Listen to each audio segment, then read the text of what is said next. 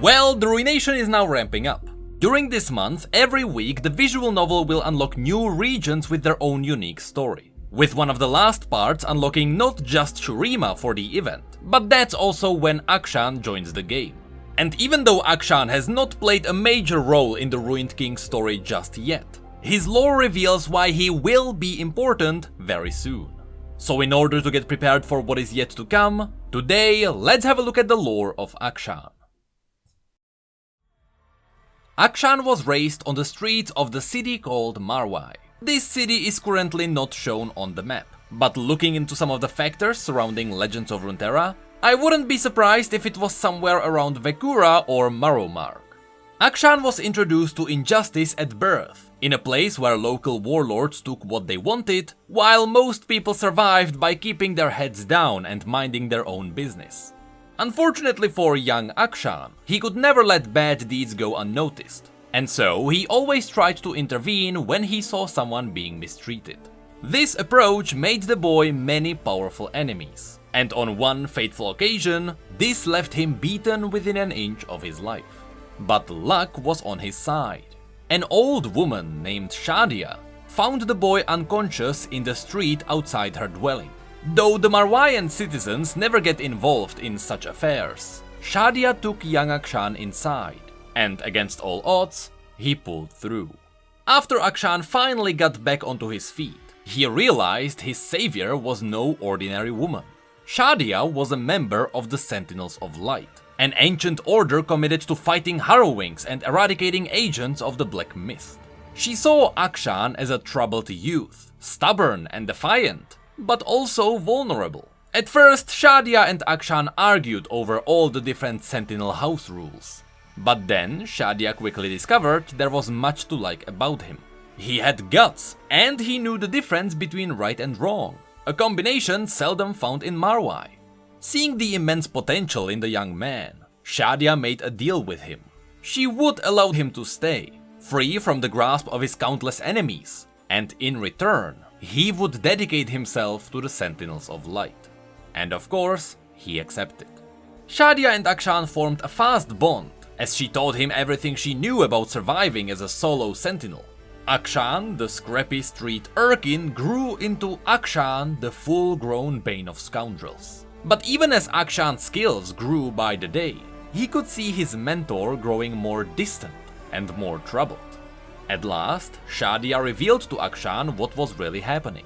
A Harrowing was coming, bigger than any the world had ever seen, bearing an army of wraiths and ghouls from the Shadow Isles. Their only hope of stopping the cataclysm rested with the ancient Sentinel weapons, which were buried within Shurima's crypts and tombs. If the world was to be saved from ruination, they needed to collect these weapons quickly.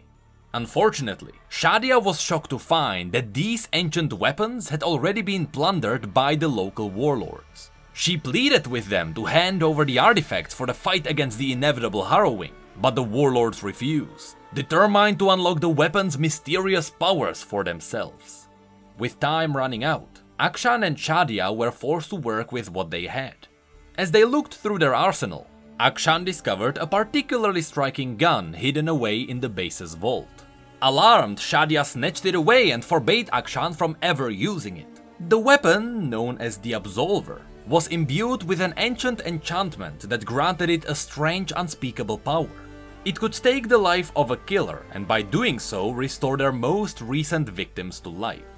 Personal note here, some people may think that this is far-fetched. How could the weapon know who was killed by a person? And how could it revive someone? Well, in this universe, every living being has a sort of a magical DNA. And no matter what you do or what you touch, everything around you gets marked by your spirit. Zed's current lore has a mystery surrounding this fact. The Shadow Order is somehow capable of crafting black boxes that are completely hollow, even on the spiritual level. They don't even carry the spiritual essence of those who crafted them. So, in this universe, if you kill someone, you are highly likely to let your spirit taint the body of the one you killed. That's most likely the reason why this weapon can work. Anyway, back to the story. Shadia told Akshan the weapon must not be wielded by anyone. The matters of life and death had to be left for the hands of fate. But Akshan still bristled at Sentinel rules, and he had even stronger opinion on fate. He had spent his whole life seeing good people horribly mistreated, while bad people did as they pleased without consequence. If fate was real, it definitely needed help. Help that the Absolver could provide. As his interest in the weapon deepened, Akshan continued to pry its history from Shadia, and came to a shocking discovery. Shadia had used the gun to save Akshan when she found him unconscious in the street all those years ago. With it, she had slain the criminal who had nearly killed him, and in doing so, restored young Akshan to life. He wondered, why did he alone deserve to be revived by the gun? Surely there were others who were more worthy. While Akshan questioned the antiquated rules of his order, his mentor continued to press the warlords to turn over their stolen weapons. Tensions between the two parties built until one tragic day, Akshan returned home to find Shadia murdered in the street, almost exactly where he had fallen all those years ago. Akshan knew what he had to do. He made some key alterations to the Absolver, and he set out into the scorching desert with the forbidden weapon, hungry for vengeance. Though he could not determine which of the warlords had killed his mentor, he knew one way to be certain. He would pick them off one by one, until Shadia was returned to Runeterra. And that's the story of Akshan.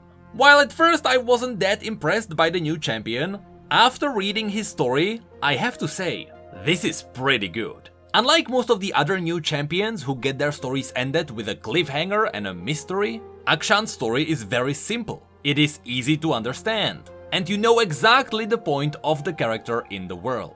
If anything, I am getting Silas vibes from Akshan, and I really like it. The fact that his bio also gets a twist at the end, with Shadia saving his life using the Absolver, makes it even better.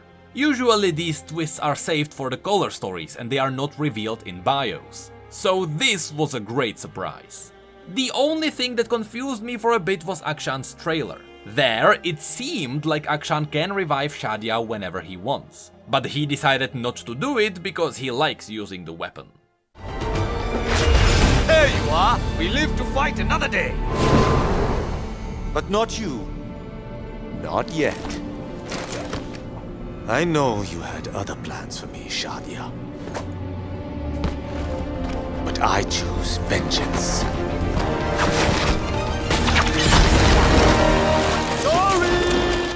In reality, the story revealed that we don't even know if he can do it. First, he would need to find Shadia's killer. But also, it is mentioned that the gun revives the most recent victims, which is a bit of a grey area.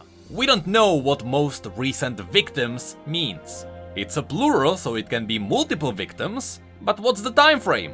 We simply don't know how that works. But it seems like after some time, if the killer has already killed someone else, the gun theoretically shouldn't work, because it wouldn't be the most recent victim. But I guess we'll get more info on this from Akshan's perspective when we get his color story. Because now, he is trying to revive Shadia by killing all the bad people in his city. And the revival may just arrive with time. Anyway, this is where I want to talk about why I think Akshan will be important for the Ruination. Everyone knows that the point of this event is that Viego wants to resurrect Isolde. That's already a good reason why Viego might be interested in Akshan, who has the power to do that. But this is where the twists start to pour in. First of all, even though I haven't covered the new comics, because they don't really reveal anything new, there is one awesome detail. In the scene where you can see the Dark Blade strike down Isolde, in the panel right before that, I believe you can see the assassin in the background. I wonder if this is a tease for the grand scheme of the story.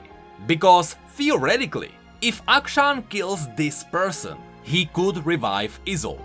But then the grey area comes in again. It revives the most recent victims, and this all happened a very long time ago, so there is the chance that the assassin might have already killed someone else since. But this is where the twists start coming in. Twist number 1. Since that scene happened on Camavor, it is likely that Viego's mist had already killed the assassin there. So since the assassin died, he didn't have the chance to kill anyone else. Therefore, Isolde would still be the most recent victim of that assassin, The issue is, Viego killed the assassin. And twist number 2. How does the wraith form of Isolde work here? If Isolde was brought back to life as a wraith, that means she hasn't fully died. Under the circumstances, you could say that Viego killed Isolde for the second time. But if that is the truth, that would mean that Akshan could revive Isolde by killing Viego. I don't think this is really how it's going to play out. I think the assassin is still the real killer, but it would be a really cool twist. But yeah, that's all we know about Akshan. From all of this, I have really learned one thing. Akshan, don't accidentally shoot Isolde. She's the one who killed Viego. You'll revive him by doing that. Unless that would restore his body and stop the mist from pouring from his heart. Did I crack the code? Shoot Isolde!